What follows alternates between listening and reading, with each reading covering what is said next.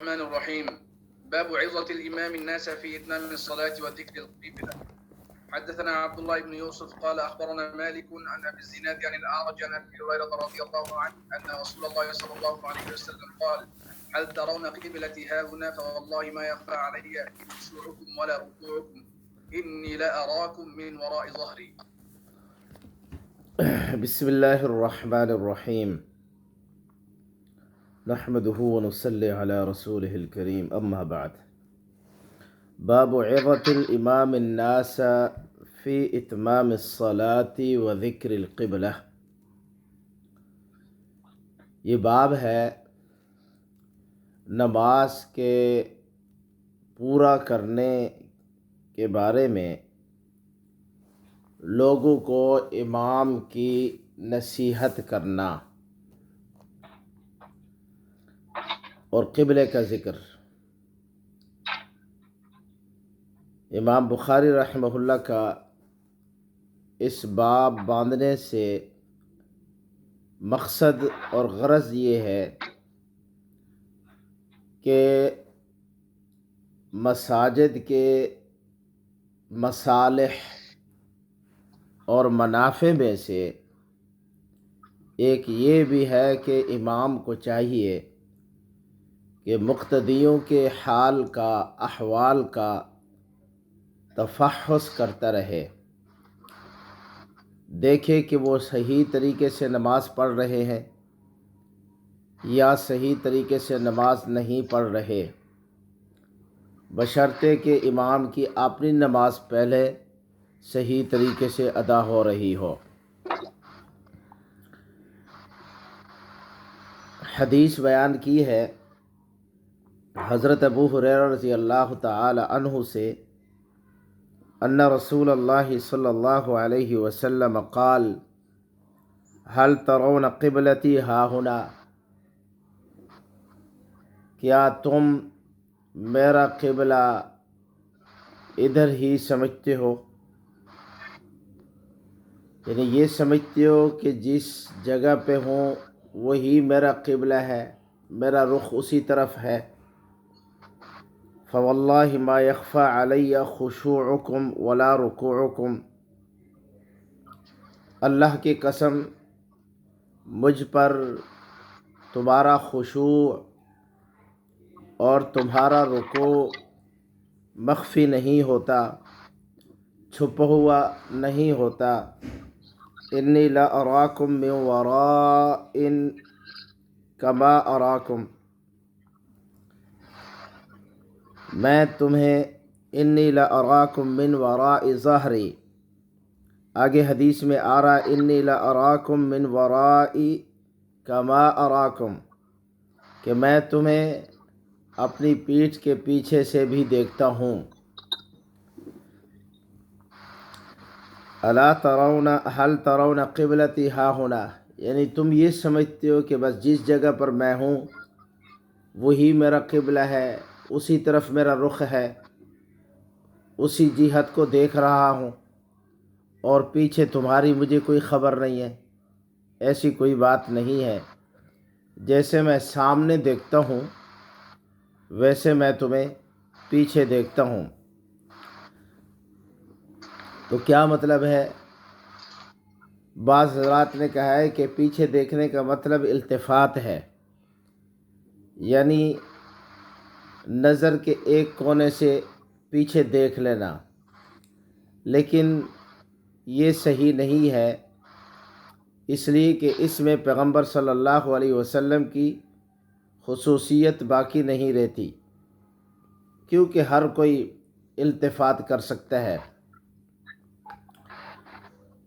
دوسری وجہ اس کی یہ بیان کی گئی ہے کہ انی لا اراکم من وراء ظہری، لا اراکم کا مطلب ہے لاوحا، لاوحا یا لاوحا، کہ مجھے وحی کی جاتی ہے، مجھے وحی کے ذریعے بتلا دیا جاتا ہے کہ پیچھے کون رکوع صحیح کر رہا ہے، کون رکوع غلط کر رہا ہے، کون اطمینان سے نماز پڑھ رہا ہے، اور کون بغیر اطمینان اور تعدیل ارکان کے نماز ادا کر رہا ہے۔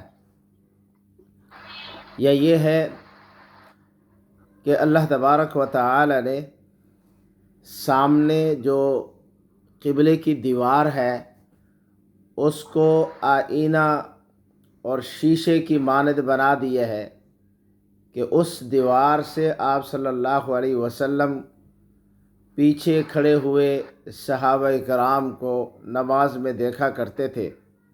عام مشائخ کی یہی رائے ہے، اور بعض حضرات نے کہا ہے کہ آپ صلی اللہ علیہ وسلم کا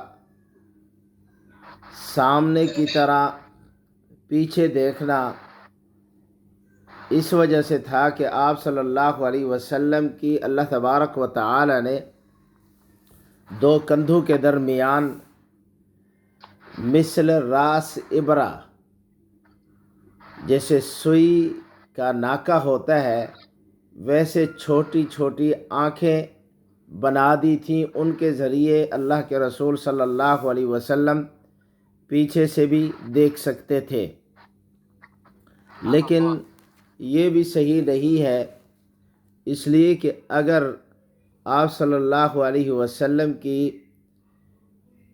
گردن کے پیچھے یا کندھوں کے درمیان دو چھوٹی آنکھیں ہوتی تو آپ صلی اللہ علیہ وسلم کی سیرت میں، آپ صلی اللہ علیہ وسلم کی حیات طیبہ میں، آپ صلی اللہ علیہ وسلم کے احوال میں اس کا ذکر ضرور ہوتا، جیسے کہ ختم نبوت کا، مہر نبوت کا ذکر احادیث میں ملتا ہے۔ بعض نے کہا ہے کہ آپ صلی اللہ علیہ وسلم انہی آنکھوں سے سامنے جیسے دیکھا کرتے تھے ویسے آپ صلی اللہ علیہ وسلم پیچھے بھی دیکھا کرتے تھے، اور یہ آپ صلی اللہ علیہ وسلم کا معجزہ تھا، خرق عادت، خلاف عادت۔ اسی کو معجزہ کہتے ہیں کہ جو کام، جو امر نبی پر اللہ تبارک و تعالی خلاف عادت ظاہر فرما دے اس کو معجزہ کہا جاتا ہے۔ جیسے نماز کے اندر آپ صلی اللہ علیہ وسلم سورج گرہن کی نماز پڑھا رہے تھے تو اس دوران آپ صلی اللہ علیہ وسلم نے جنت کو بھی دیکھا، اس دوران آپ صلی اللہ علیہ وسلم نے جہنم کو بھی دیکھا۔ اللہ تبارک و تعالی نے آپ صلی اللہ علیہ وسلم کو بطور معجزہ نماز کے اندر جنت اور جہنم دونوں کا نظارہ کرایا۔ اور بعض حضرات کہتے ہیں کہ اس سے مراد جو ہے روحانی آنکھ ہے، یعنی اللہ تبارک و تعالی نے روحانی آنکھ کو، بصیرت کو اس قدر قوت عطا فرمائی تھی کہ آپ صلی اللہ علیہ وسلم جیسے ظاہری اور جسمانی آنکھ سے دیکھ سکتے تھے، اسی طرح روحانی آنکھ سے بھی آپ صلی اللہ علیہ وسلم دیکھا کرتے تھے۔ اور بعض حضرات نے کہا ہے کہ اہل السنت والجماعت کا عقیدہ ہے کہ قیامت کے دن اللہ تبارک و تعالی کی رؤیت ہوگی، اللہ تبارک و تعالی کا دیدار ہوگا، اللہ تبارک و تعالی کی زیارت ہوگی۔ معتزلہ اس کے انکاری ہیں کہ اللہ تبارک و تعالی کا دیدار ممکن نہیں ہے، اس لیے کہ اگر اللہ تعالی کے دیدار کو تسلیم کر دیا جائے تو اس سے اللہ تبارک و تعالی کی جہت کا ہونا لازم آئے گا۔ لیکن اس کا جواب یہ دیا گیا ہے کہ دنیا میں تو اللہ تبارک و تعالی کی رؤیت ممکن نہیں ہے، قیامت کے دن اہل ایمان اللہ تبارک و تعالی کا دیدار کریں گے بغیر کسی جہت کے، کوئی جہت نہیں ہوگی۔ تو یہ خصوصیت ہوگی اللہ تبارک و تعالی کے دیدار کی کہ وہ بغیر کسی جہت کے نصیب ہوگا۔ تو اللہ تبارک و تعالی نے پیغمبر صلی اللہ علیہ وسلم کو یہ خصوصیت عطا دنیا میں فرما دی تھی کہ آپ بغیر کسی جہت کے دیکھتے تھے، یعنی ہم تو سامنے جہت کو دیکھتے ہیں، سامنے دیکھتے ہیں، یا بائیں دیکھیں تو بائیں دیکھتے ہیں، دائیں دیکھو تو دائیں دیکھتے ہیں، یا پیچھے دیکھنا چاہیں تو مڑ کر پیچھے دیکھتے ہیں۔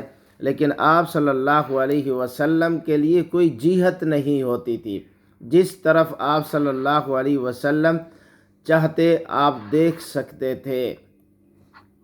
اور بعض حضرات نے اس حدیث سے آپ صلی اللہ علیہ وسلم کے علم غیب پر استدلال کیا ہے، لیکن علم غیب اس سے ثابت نہیں ہوتا۔ یہ حالت کلی نہیں تھی، ایک مطلب جزئی واقعہ تھا، ایک معجزہ تھا، ورنہ ایک صحابی غالباً حضرت ابوبکر تھے یا حضرت ابوبکرہ، انہوں نے پیچھے کھڑے ہو کر رکوع کیا تو آپ صلی اللہ علیہ وسلم نے نماز سے فارغ ہونے کے بعد پوچھا کہ کون تھا جس نے بہت دور پیچھے کھڑے ہو کر رکوع کر لیا۔ اگر آپ صلی اللہ علیہ وسلم کو علم غیب ہوتا تو پوچھنے کی نوبت نہ آتی۔ اسی طرح ایک اور شخص نے نماز کے اندر جو ہے رکوع کیا تو آپ صلی اللہ علیہ وسلم نے نماز سے فارغ ہونے کے بعد پوچھا کہ کون تھا جو دور سے آیا، ہانپتا ہوا آیا، ایک شخص ہانپتا ہوا آیا اور اس نے رکوع کیا۔ رکوع کرنے کے بعد سر اٹھایا اور سمع اللہ لمن حمدہ ربنا لک الحمد حمدن کثیرن طیبن مبارکن، یہ الفاظ کہے تو آپ صلی اللہ علیہ وسلم نے فرمایا کہ یہ الفاظ کہنے والا کون تھا؟ اگر آپ صلی اللہ علیہ وسلم کو علم غیب ہوتا تو پوچھنے کی آپ صلی اللہ علیہ وسلم کو نوبت نہ آتی۔ تو اس لیے آپ صلی اللہ علیہ وسلم نے فرمایا کہ مجھ پر تمہارا خشوع اور رکوع مخفی نہیں ہوتا، میں تمہیں اپنی پیٹھ کے پیچھے سے دیکھتا ہوں۔ رکوع کا ذکر اس لیے کر دیا ہے کہ عام طور پر لوگ رکوع میں جلدی کرتے ہیں، سجدے میں پھر بھی سر رکھ تو لیتے ہیں، لیکن بعض دفعہ اتنی جلدی ہوتی ہے کہ رکوع میں پورے جھکتے نہیں کہ پھر کھڑے ہو جاتے ہیں۔ اس لیے آپ صلی اللہ علیہ وسلم نے خصوصیت کے ساتھ رکوع کا ذکر فرمایا۔